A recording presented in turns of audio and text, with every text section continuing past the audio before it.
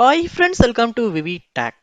இந்த வீடியோவில் நம்ம விண்டோஸ் கம்ப்யூட்டரில் உள்ள ஸ்பீக்கர்ட பூஸ்ட் பேஸை எப்படி எனேபிள் பண்ணுறது அப்படின்றது தான் பார்க்க போகிறோம்.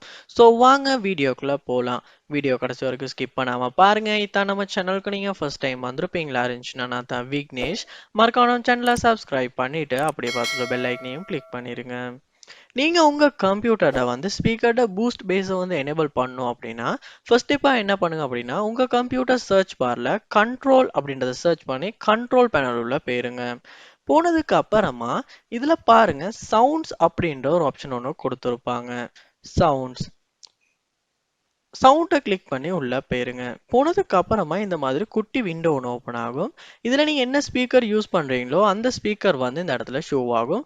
ஸோ அந்த ஸ்பீக்கருக்கு மேல நீங்க கிளிக் பண்ணிட்டு இதுல ப்ராப்பர்ட்டிஸ் அப்படின்றத கொடுத்து ப்ராப்பர்ட்டிஸ் உள்ள போயிருங்க. ஸோ அதுக்கப்புறமா திரும்பவும் ஒரு குட்டி விண்டோ ஒன்று ஓப்பன் ஆகும். இதுல என்ஹான்ஸ்மெண்ட்ஸ் அப்படின்ற ஒரு ஆப்ஷன் ஒன்று கொடுத்துருப்பாங்க. அதையுமே கிளிக் பண்ணுங்க. கிளிக் பண்ணும்போது இந்த இடத்துல முதல்லயே பேஸ் பூஸ்ட் அப்படின்ற ஒரு ஆப்ஷனும் கொடுத்துருப்பாங்க.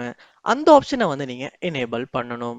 எனேபிள் பண்ணிட்டு இந்த இடத்துல அப்ளை பண்ணி ஓகே பண்ணுங்க. அப்படி பண்ணும்போது நம்ம கம்ப்யூட்டர் ஸ்பீக்கர்ல பேஸ் பூஸ்ட் எனேபிள் ஆகிரும். ஸோ இப்படி தான் பேஸ் பூஸ்ட்டை எனேபிள் பண்றது. ஸோ இந்த வீடியோ உங்களுக்கு ரொம்ப யூஸ்ஃபுல்லா இருந்திருக்கும்னு நினைக்கிறேன். இது போல் நிறைய வீடியோ பார்க்கணும்னா கண்டிப்பா நம்ம சேனலை சப்ஸ்கிரைப் பண்ணுங்க. அப்படியே பார்த்துள்ள பெல் ஐக்கனையும் கிளிக் பண்ணிருங்க. தேங்க்யூ.